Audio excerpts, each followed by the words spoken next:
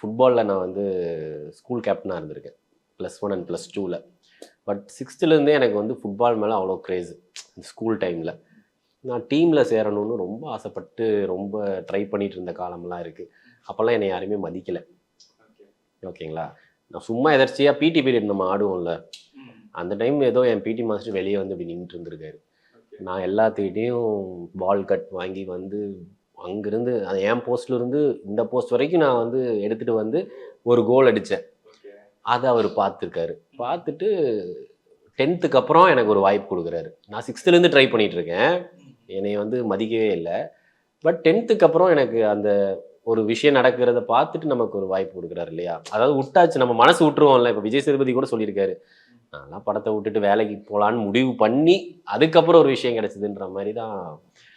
So அந்த மாதிரி இந்த ஃபுட்பால் சரி, டேக்வாண்டோன்னு ஒரு மார்ஷியல் ஆர்ட் ப்ராக்டிஸ் பண்ணியிருக்கேன்.